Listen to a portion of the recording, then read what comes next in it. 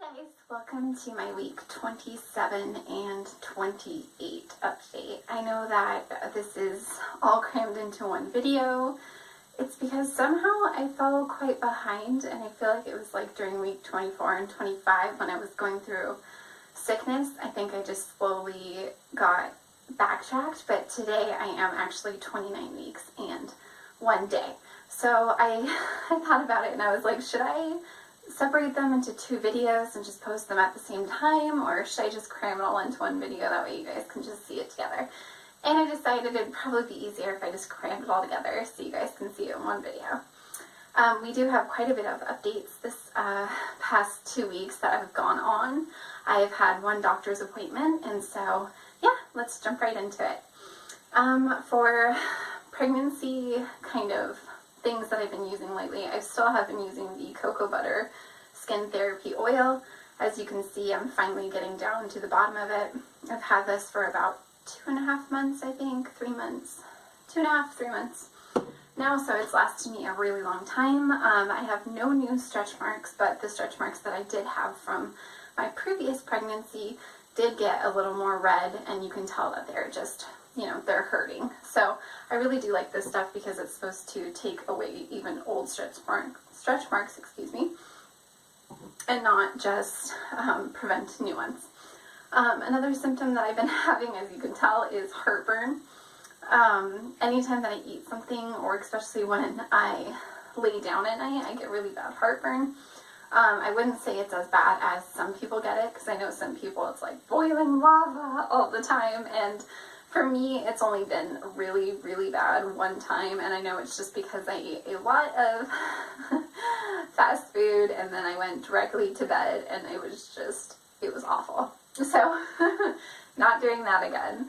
My diet's been pretty much the same throughout this pregnancy. You know, I don't have a strict regimented food plan that I do, but I do try to eat a little bit more healthy this time. I still do binge on desserts and stuff like that every once in a while, but it's definitely not like it was with my daughter. My first daughter, I was eating junk food every single day, all throughout the day, and that's probably why I think I gained, I don't know, like almost 40 pounds, I think, in that pregnancy. I gained like 40, maybe even 42 pounds. I don't remember, but it was quite a bit. At this recent doctor's appointment, I did get to talk to her about weight gain, speaking of, and at the first, since my last visit, I had only gained 10 pounds that entire time. So throughout the first and second trimester, I had only gained 10 pounds when I had started out in the higher range of a underweight, I guess. So she did definitely want me to gain weight, but not in a way that would be like, oh, just go eat food until you gain weight. You know, it should be healthy weight gain. So I did kind of uptook my food intake, and I started eating, you know, still healthy but more food. I did start eating fast food a little bit more than I usually do because I haven't felt like cooking, and so I felt like that definitely helped, because now I've gained 20 out of the 35 pounds that she wants me to gain, and I am, like I said, 29 weeks today, so I have about 10 weeks left that I can gain 5 to 10 pounds to be in that healthy range. And even if not, I'm very happy to at least gain 20 pounds. You know, I was worried in the beginning to not gain any weight, barely any weight, but now I feel like I'm on the right track. She's definitely getting bigger, stretching a lot. I did mention in the past update, my last update, that when I was putting Aurora down in her crib, I did felt like I tore a muscle, and it hurt so extremely bad. It felt like I was in labor again. I threw out a couple swear words. I was really hurting, and I did talk to my doctor about that, and she said yes, I did in fact pull a muscle in my stomach on my left side, and that's why it didn't go away for about 2 weeks, because when you pull a muscle, obviously it's going to hurt, but when you're pregnant too, it's going to hurt even worse, because baby is pushing on that muscle that's trying to heal anytime you're walking around. So it did hurt really bad. And then yesterday, I had the surprise symptom was I woke up in the morning to lock the door and say goodbye to my husband as he was leaving, and as I stood up, my stomach was extremely tight. Like, it was tighter than a rock. It hurt so bad. And I was like, oh my gosh, like, was I laboring in my sleep and I didn't realize it? Like, what happened? Like, I was 28 weeks pregnant at the time, 28 weeks and 5 days or something like that.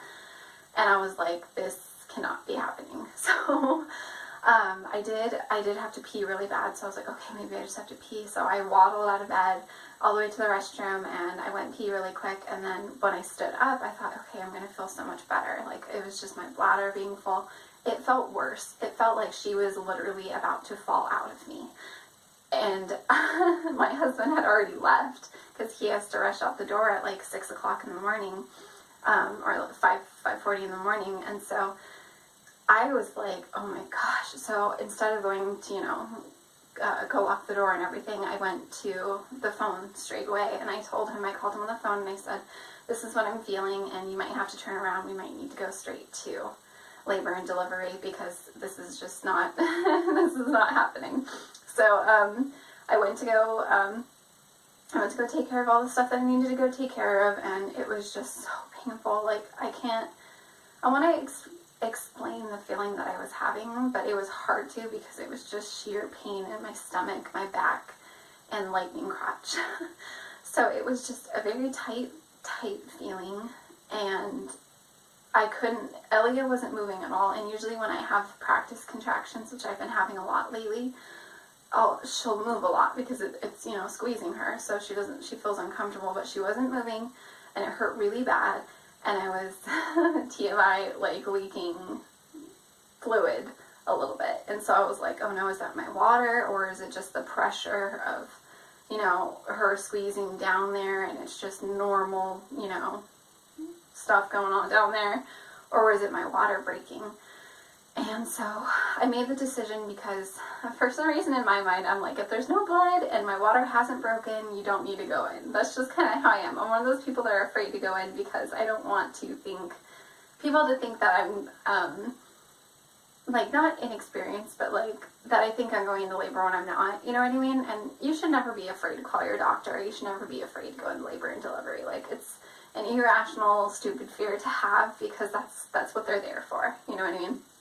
But I did decide, okay, I'm going to lay down because I didn't feel anything when I was laying down.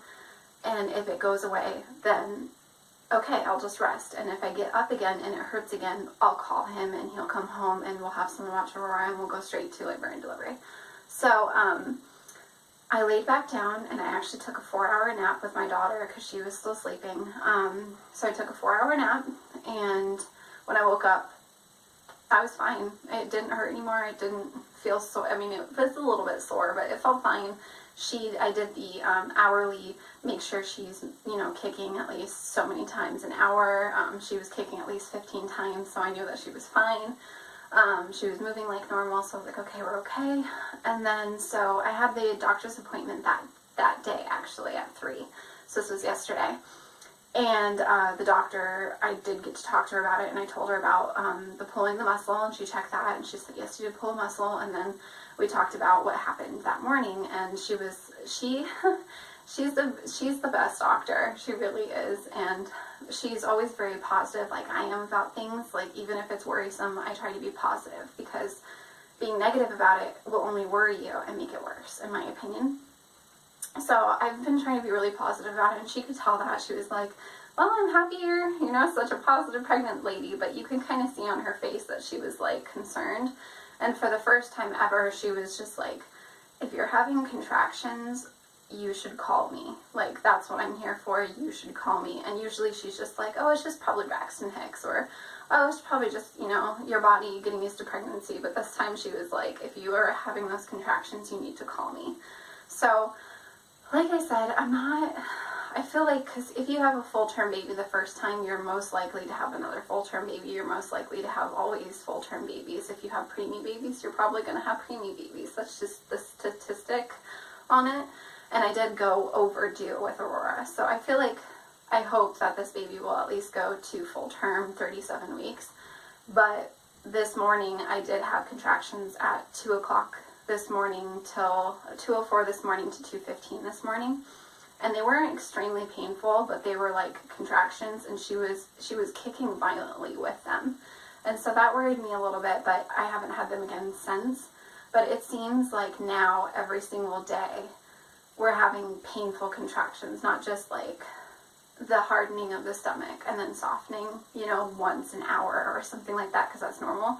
But this is like 5 really painful ones to 15 really painful ones within 30 minutes. And that's, in my opinion, not normal. And I don't think in doctors' opinions that's very normal. And this morning, for the first time, I did have, which I had with Aurora at 27 weeks, the lightning pain down my spine, down the back of my legs, which is a sure sign of real contractions. So I did have those. So what my plan is for now is to just keep resting.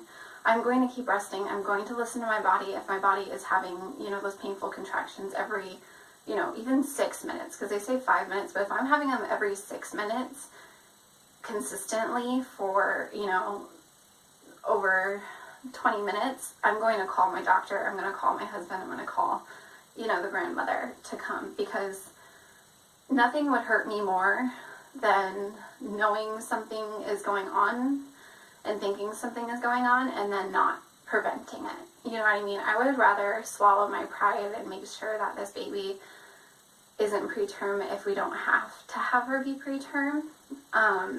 Sorry, I'm like getting kind of emotional about it, because I know what comes with preterm babies, and I know that it's very heartbreaking and it's very hard for those mothers. And if you have gone through that, I am so sorry. I know that it is not easy.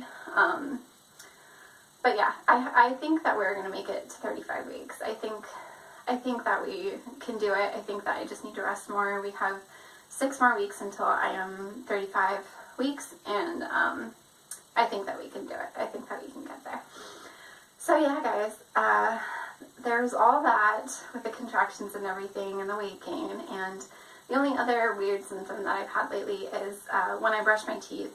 You have sensitive, you know, your hair is sensitive, your whole body is different, your skin's different, your teeth and gums are different. And anytime I brush my teeth, even though I use a soft toothbrush and I brush my teeth often, they have been a little bit bloody lately, and I feel like it's just because my gums are a lot more sensitive lately. So that's the only thing I think that's left that I've had is bloody gums for some reason. So but yeah, guys, thank you so much for watching this whole video. I know it was very long. If you made it all the way through, good job. Thank you. But yeah, if you guys want to know anything else that's been going on, if you have any questions about what's been going on with me, what's been going on with you, anything like that, let me know. And yeah, like and subscribe to these videos if you want to see more, and we shall see you guys next week for my 29-week update. Bye, guys.